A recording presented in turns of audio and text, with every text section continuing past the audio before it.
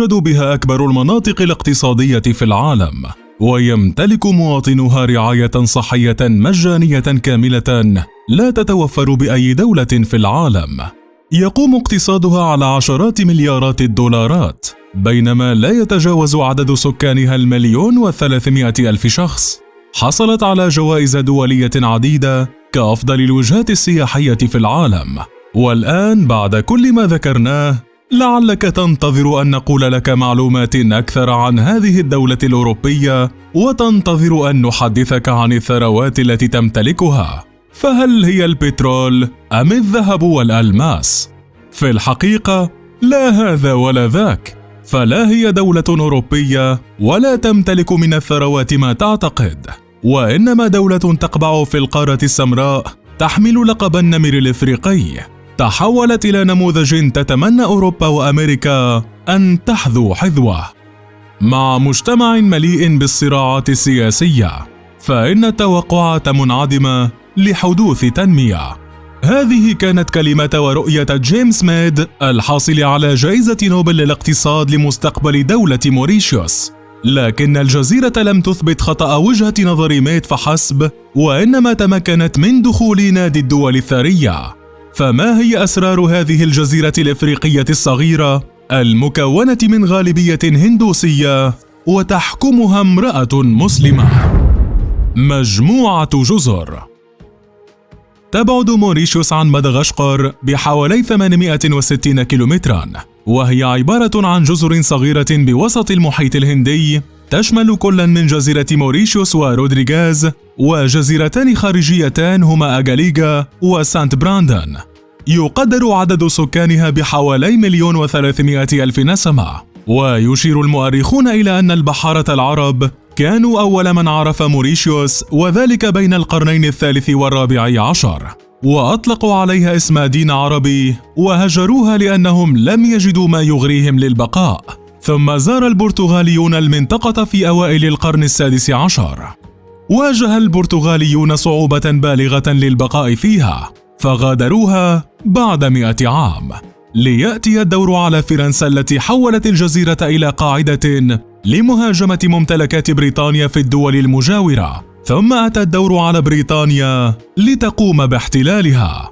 في عام 1825 تم إلغاء التعريفة على السكر، ومن هنا تحولت موريشيوس إلى اقتصاد قائم على السكر. وأدى إلغاء العبودية وتجارة العبيد في عام 1835 وإعلان إلزامية دفع الضرائب إلى فرار أكثر من نصف العبيد من المزارع. وللتعويض عن الخسارة في القوى العاملة، قام أصحاب المزارع باستيراد ما يقرب من 500,000 عامل من الهند، فزاد عدد السكان الهنود من الصفر إلى ثلث مجموع السكان.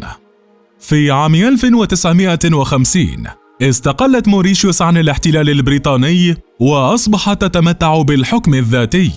ويعتبر سيوسا غورام غولام أول رئيس للبلاد.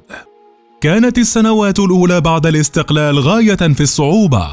راهن الجميع آنذاك على نجاح قيام هذه الدولة الصغيرة منعدمة الموارد ومكتظة السكان. والآن بعد أكثر من 50 عاماً يمكن القول أن أوروبا والعالم كله يريد أن يتعلم من موريشيوس. اقتصاد فتي وخطط ناجحة. مر اقتصاد دولة موريشيوس بعدة مراحل. المرحلة الأولى كانت خلال فترة الاستعمار الأجنبي للبلاد.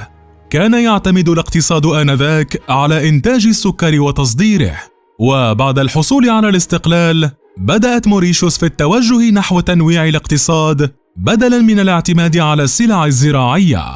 مع بداية الثمانينيات بدأت المرحلة الثانية، عندما أطلقت الحكومة برنامجاً لتنشيط السياحة والاستفادة من المؤهلات الجغرافية للبلاد، ثم العمل على جذب الاستثمارات الأجنبية. بعد 10 سنوات بدأت المرحلة الثالثة، عندما طرق باب صناعة البلاد مع الصناعة النسيجية، ومن ثم اقتحمت المجالات الأخرى موريشيوس مثل الصناعة الهندسية والمعدنية وقطاعات الموانئ. فقامت الدولة بعمل مناطق خاصة بالتصنيع، وركزت على سياسات ضريبية داعمة للقطاع، وعملت على تشجيع الاستثمارات الأجنبية لدعم صناعة النسيج. لم تغفل موريشيوس عن نظام التعليم والرعاية الصحية، فأصبح التعليم مجانيا لكافة المراحل، وهذا ما كان عليه بالنسبة للرعاية الصحية. هذا ما عجزت أوروبا عن تقديمه لمواطنيها. وبينما كانت الدول الإفريقية تضع ميزانيات ضخمة على الجيش والتسليح، اختارت موريشيوس طريقا آخر، وهو عدم وجود جيش تقريبا. ففي عام 1992 بلغ الإنفاق على الدفاع مستوى $6 لكل فرد، بينما وصل الإنفاق في باقي دول إفريقيا إلى $20. وبذلك تمكنت موريشيوس من دعم قطاعي الصحة والتعليم بشكل كاف، ومنعت وقوع انقلابات عسكرية كالتي تحدث في القارة السمراء. بعد التطور الصناعي الذي شهدته البلاد، اتجهت الدولة إلى الاهتمام بقطاع السياحة وتكنولوجيا المعلومات، وبذلك تمكنت هذه الجزيرة الصغيرة من تسجيل نمو يقارب 5% سنويا للناتج المحلي طيلة 30 عاما.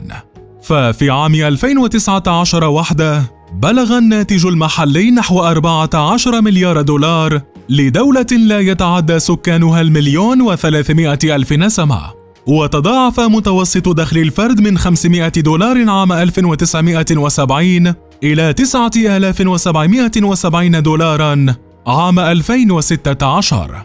وأكثر الأمور التي حيرت الخبراء الاقتصاديين هو امتلاك 78% من سكان موريشيوس مساكن خاصة بهم، دون أن يحدث ذلك فقاعة في سوق العقارات، في حين يقول الأمريكيون أن محاولة الحكومة لتمديد ملكية المساكن إلى 70% من سكان الولايات المتحدة كانت مسؤولة عن الانهيار المالي.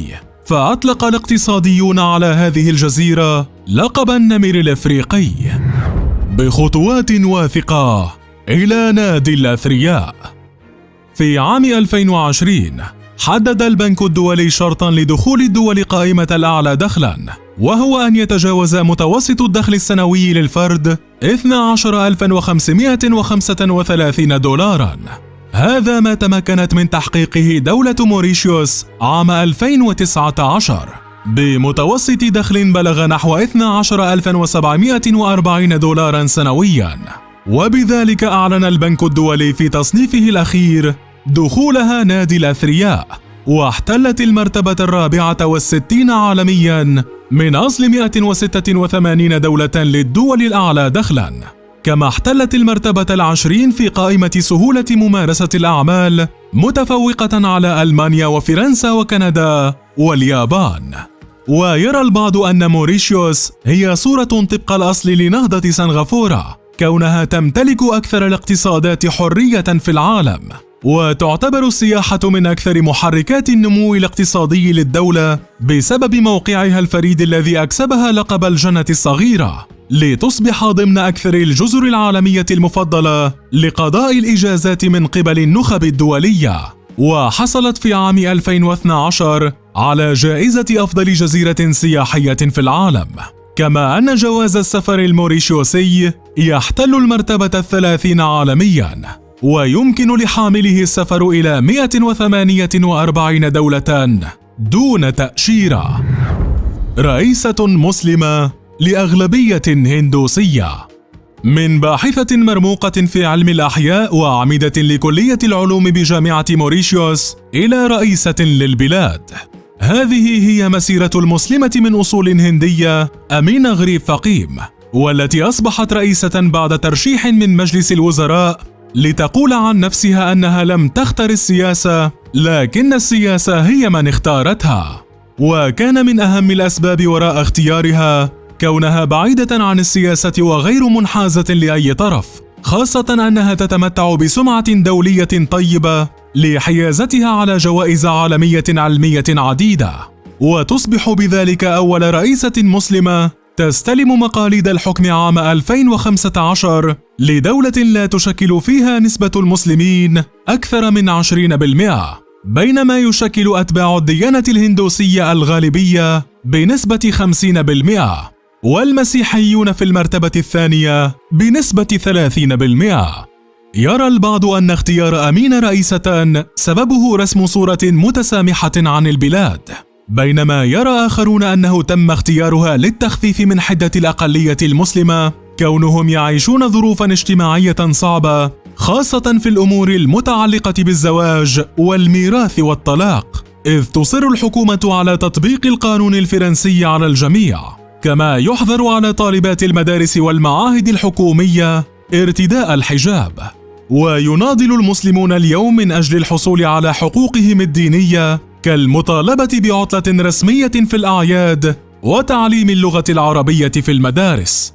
فما رأيك بهذه الدولة الفتية والصغيرة التي أولت اهتماما كبيرا لبناء الإنسان قبل بناء أي شيء؟